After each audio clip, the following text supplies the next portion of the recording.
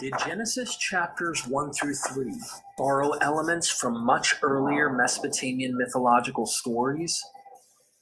Brace yourself as we explore the linguistic, lexical, and thematic connections between these ancient myths, such as the Enuma Elish and the Genesis narrative. But let's not overlook the implications of such borrowing. Shouldn't this compel open-minded individuals to question the literal truth of these stories? Before we proceed, let's address some crucial points. The Hebrew language, as recorded in the earliest texts, dates back perhaps to the 10th century BCE, while the Mesopotamian myths, etched onto clay tablets, are often over 1,000 years older. Contrary to mistaken assumptions, the Hebrew Bible's creation and flood story contains Akkadian cognates from that much earlier language, not the other way around. It is essential to clarify this misconception and correct any misguided notions that suggest the other myths drew inspiration from the Bible. This factual inaccuracy needs to be rectified before we continue. Those who attempt... There's a big secret being hidden from drivers, so check this out before this video gets taken down. If you're paying any of these companies for insurance, you are being taken advantage of. My sister works for the DMV, and those who attempt to use Mesopotamian myths as evidence supporting the historical truth of the biblical narrative are quite frankly missing the boat, or rather, missing Noah's Ark altogether. Can we genuinely believe that Utnapishtim and his wife are walking among us, bestowed with immortality by the gods?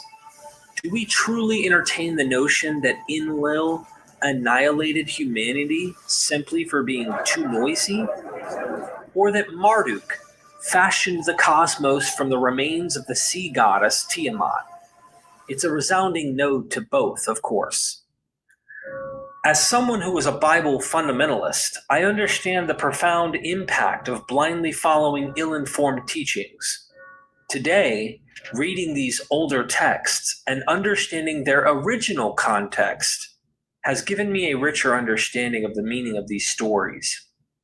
I actually love these stories for what they are, and it is my goal for others to enjoy reading them in their actual historical context, and not as if they dropped out of heaven. However, as we explore the intricate web of connections between these polytheistic Mesopotamian myths and the later monotheistic Hebrew Bible, it becomes evident that the Genesis creation and flood accounts were crafted using popular mythological motifs of the time. This realization raises critical questions about the historical plausibility and the nature of scriptural inspiration. Yes, the Bible is undoubtedly inspired, but by these pre-existing Mesopotamian myths that served as a foundation for its storytelling. Join us on this intellectual journey, my friends.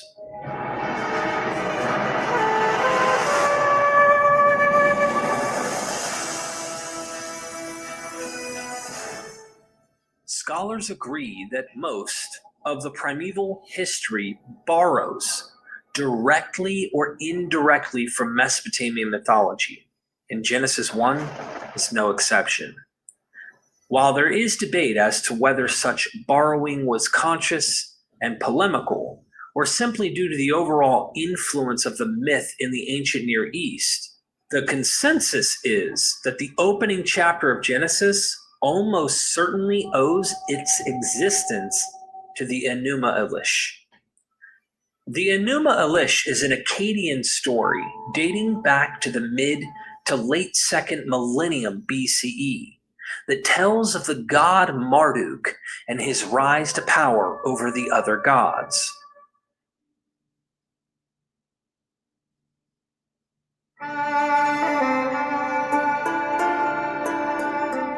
The story begins before heaven and earth had been created.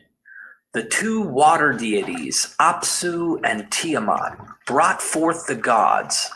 Shortly after their creation, however, they became noisy and bothersome to the god, Apsu, who decided to kill them. Ea, however, in his wisdom, was able to thwart Apsu's plans and fought back. Ea was aware of all, discerned their stratagem. He fashioned it, he established it, a master plan. He made it artful, his superb magic spell. He recited it and brought him to rest in the waters. He put him in deep slumber. He was fast asleep. He made Apsu sleep. He tied up Apsu. He killed him. Having killed Apsu, Ea and his spouse Damkina take over his home and give birth to mighty Marduk. His body was magnificent, fiery his glance. He was a hero at birth. He was a mighty one from the beginning. Anu creates 4 winds for Marduk to play with, and with them he disturbed Tiamat. He caused a wave and it roiled Tiamat. Tiamat was roiled, churning day and night. The gods, finding no rest, bore the brunt of each wind. Here's the secret billionaires have been hiding from us for years. For years I struggled with bad luck and empty pockets. Then everything changed. Tiamat plots to kill Marduk and the other gods.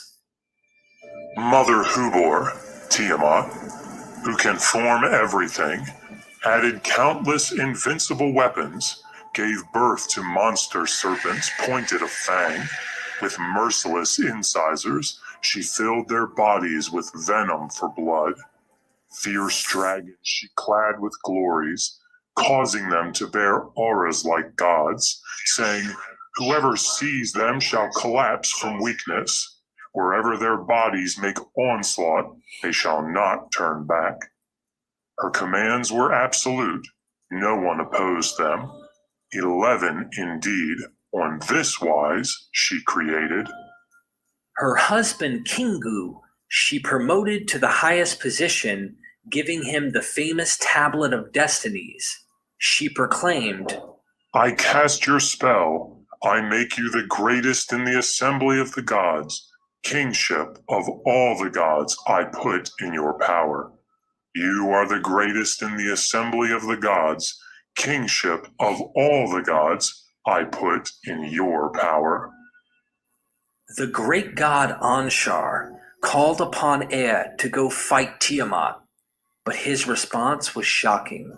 Ea went to seek out Tiamat's stratagem. He stopped, horror-stricken, then turned back. He came before Anshar the sovereign. He beseeched him with entreaties, saying, "My father, Tiamat has carried her actions beyond me. I sought out her course, but my spell cannot counter it. Her strength is enormous. She is utterly terrifying. She is reinforced with a host. None can go out against her. Her challenge was not reduced. It was so loud against me, I became afraid at her clamor. I turned back. My father, do not despair. Send another to her."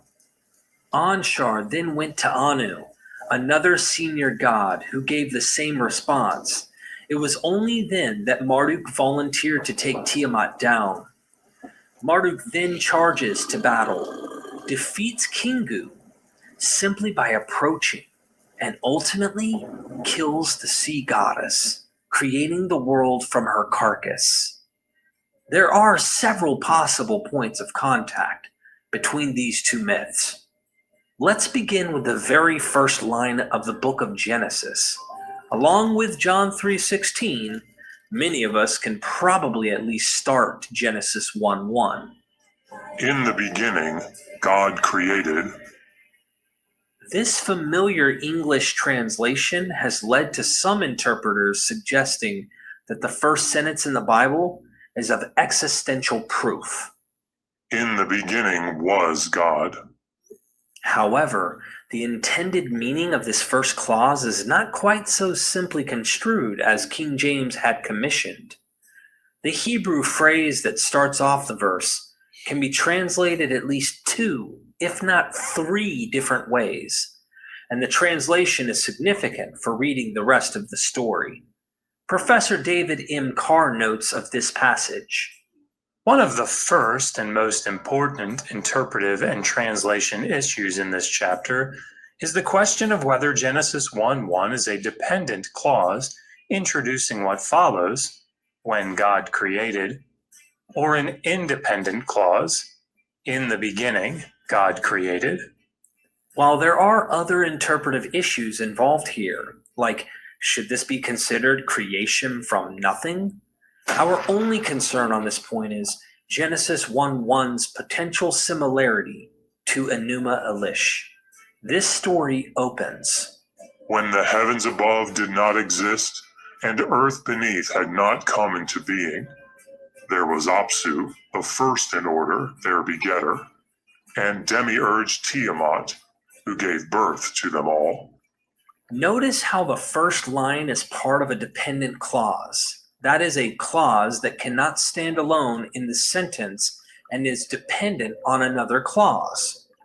This is otherwise known as a temporal clause, describing a period before creation. If Genesis 1:1 should be translated, When God began to create, or something similar, then this should describe a situation before God began to create. The arguments are somewhat complex, and we need not go into them here. For example, Professor Robert D. Homestead wrote an article in 2008 dedicated entirely to the grammatical and syntactical features of this first phrase in Genesis 1:1 to determine whether the verse should be translated as a dependent or independent clause. Basically, there are several occurrences of this phrase in the Hebrew Bible, and they are usually translated with the word of attached to them. In the beginning of the reign of so-and-so king. This would mean that Genesis 1:1 would be translated something like, in the beginning of God creating the heavens and the earth, or more smoothly, when God began to create the heavens and the earth. when we continue the passage in Genesis 1, if understood in this way, the text is explaining, When God began to create the heavens and the earth was. in other words, this was the state of the world when God began to create. When we compare this to other Mesopotamian creation stories, and Enuma Elish in particular, we see something similar. Professor Joseph Blenkinsopp writes, Genesis 1 belongs to the genre of cosmogony, narratives about world origins, and ancient cosmogonic myths in that culture area begin by describing the way it was at the time of the first creation, only then proceeding to the creation itself. The ancient Egyptians understood that they could use sound to reduce their weight and the gravitational effect. Through archaeoacoustic research, we are now close being able to duplicate the. This is not only true of other ancient Near Eastern cosmogonic myths, but also in at least one other place in the Hebrew Bible, in Genesis 2. The second creation story begins by describing the state of the earth before God begins his creative act. Carr writes, The creation account that follows Genesis 1 in the Bible and likely predated it, Genesis 2:5 to 3:24, likewise begins with a description of the uncreated prologue to God's creation. Genesis 1 similarly begins with a statement of what creation was like before God created. it seems as though this narrative pattern of describing the pre-creation state of affairs is common not only to ancient Near Eastern compositions, but also to the Old Testament. It appears that Genesis 1 is also following this pattern, perhaps modeled after the opening line of Enuma Elish. This possibility is strengthened by the presence of the Hebrew word tehom, the deep, that is found in Genesis 1:2. Professor Ludwig Kohler and Walter Baumgartner explained that the word tehom likely is derived from the general Semitic tiham, sea. So as such, it is not a loanword from Akkadian. Both Akkadian, the language of the Enuma Elish, and Hebrew, the language of the Old Testament, are Semitic languages. And the word tehom, Hebrew, and Tiamat, the name of the Akkadian sea goddess in Enuma Elish, go back to the Semitic word teham. In other words, this appears to be a case in which both the Hebrew and Akkadian are drawing on a similar source, but one may not be directly drawing from the other. This is an important point as we want to be precise when attempting to see connections and dependence between texts. As we noted in a previous section, one of the ways that we determine borrowing is the presence of shared language between the two texts. The more unique the language that is shared, the greater the possibility of borrowing. In this instance, one might be tempted to see a direct borrowing of Tiamat, the Akkadian sea goddess, in the word tehom. But this is not necessarily the case. Both words are clearly cognates, but we may not be able to say more than that from a strictly lexical standpoint. Blenkinsop agrees. The tehom may be related to the same Semitic root as the proto-goddess Tiamat, representing the chaotic salt waters of the ocean from whose body the earth was formed. What is noteworthy, however, is its place in the text. To reiterate the opening lines in Enuma Elish are, When the heavens above did not exist, and earth beneath had not come into being, there was Apsu, the first in order, their begetter, and Demiurge Tiamat, who gave birth to them all. Notice that following dependent temporal clauses, we see the figure Tiamat appearing in the first few lines right at the beginning of the text. In Genesis 1, we read, When God began to create the heavens and the earth was formless and void, and darkness was over the deep. Tehom. As in Enuma Elish, the cognate word for sea shows up in the opening lines following a dependent temporal clause. There is more to suggest that the tehom is meant to be connected to one degree or another to the sea goddess Tiamat of Enuma Elish. The word shows up in many other passages in the Hebrew Bible, many of which use the term to describe a mighty, awe-inspiring, and completely out of reach place. However, it does appear to have a more nuanced meaning in certain texts, particularly in some of the Psalms. In Psalm 77, it appears that Yahweh is doing some sort of battle with a personified form of the deep. In Psalm 77:17, we read, The waters saw you, O God, the waters saw you and trembled. Indeed, the depths, Tehomot, quaked. This psalm zeroes in on the Exodus event, but the description of the waters here has a clearly primordial nuance. Professor Frank Lothar Hosfeld explains. The cosmological insertion holds a unique place within the whole of the psalm.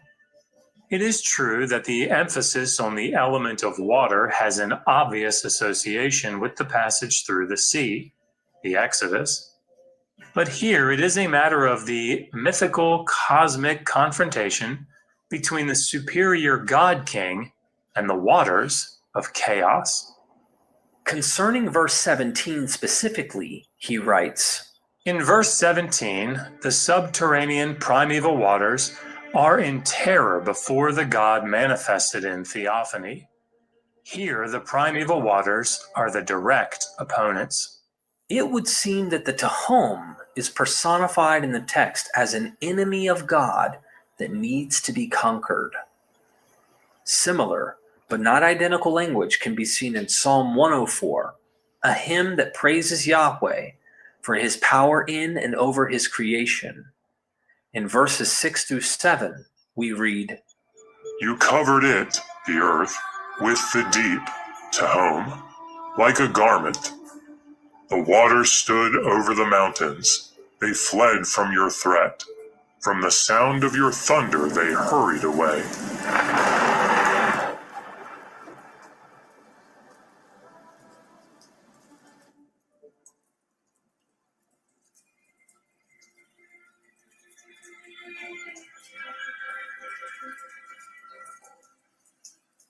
There is clear poetic imagery here that personifies the deep. It flees and hurries away from the power expressed by Yahweh. However, there is a move away from depicting Tehom directly as an enemy combatant, as seen in other passages. This, in fact, appears to be the same nuance that appears in Genesis 1, verse 2. Notice what Professor Daniel Estes says about this. In Annie thought, the waters represented the forces of chaos, but throughout the Old Testament, they are under the control of the Lord. Let's sum up and tie this back to Genesis 1:2 and Tehom. First, passages like Psalm 77 and 104 clearly describe Yahweh working against the primordial cosmic forces to bring about creation or show forth his unmatched power. Professor Othmar Kiel and Sylvia Schroer discuss various passages featuring the chaotic waters in these creative contexts and conclude, Traces of the motif of the battle against chaos can be found in many Old Testament passages. the use of traces here is at times more appropriate than others.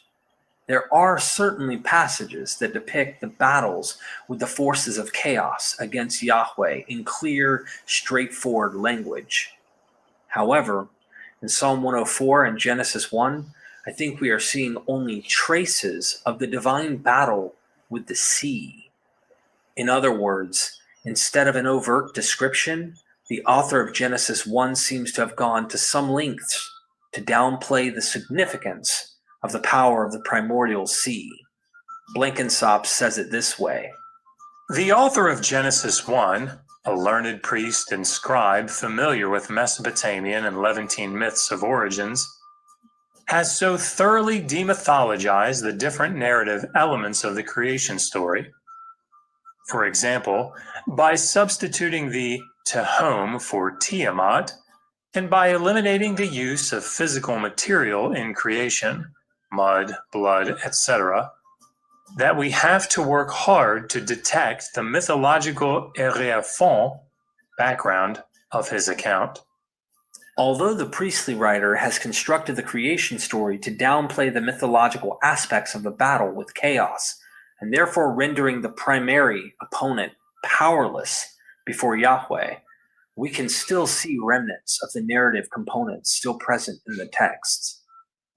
There are obviously more points of contact between the Enuma Elish and the story in Genesis 1. Carr notes several, including the connection between Tiamat's carcass being used to create the dome over the world in Enuma Elish, and the formation of the vault of heaven in Genesis 1 from the waters. He also draws attention to heavenly signs from both Enuma Elish and Genesis 1, as well as the great sea monsters. These two may function as blind motifs. What is more important here, however, is the fact that Genesis 1 is dependent upon the Enuma Elish and potentially other ancient Near Eastern myths that incorporate the battle with primordial chaos. These myths clearly predate the biblical text, and the parallels between them and Genesis 1 are arguably too numerous and contextually effective to be mere coincidence.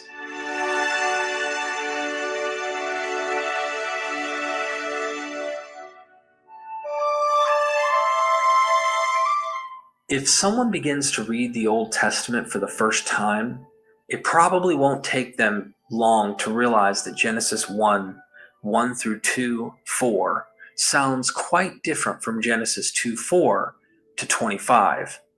If they are paying close attention to the story, chapter 2 seems to tell the story of creation for a second time. John J. Collins writes, Whatever the origin of the Adam and Eve story, it stands in sharp contrast to the priestly account of creation that now forms the opening chapter of the Bible. Not only does the sequence of events differ from the first account to the second, but the writing style is quite distinct. In this section, however, we will only focus on the order of events and how they are distinct from and contradictory to one another. Let's begin with Genesis 1. If we go through the chapter, we see the following order of creative events. Day 1, light. And God said, Let there be light. And there was light. And God saw that the light was good. And God divided between the light and the darkness. And God called the light day, and the darkness he called night. Genesis 1, 3-5. Day 2, the vault, sky. And God made the vault, and he divided between the waters that are under the vault and the waters that are above the vault. And it was so. Genesis 1:7. Day 3, dry land, seas, and vegetation. And God said, Let the waters be gathered together under the heavens to one place, and let the dry land appear. And it was so. And God called the dry land earth, and the accumulation of waters he called seas. And God saw that it was good. And God said, Let the earth sprout vegetation, plants producing seed, fruit trees producing fruit according to its species, whose seed is in it upon the earth. And it was so. Genesis 1, 9-11. Day 4, sun, moon, and stars. And God made the two great lights, the great light to rule the day, and the small light to rule the night, and the stars. Genesis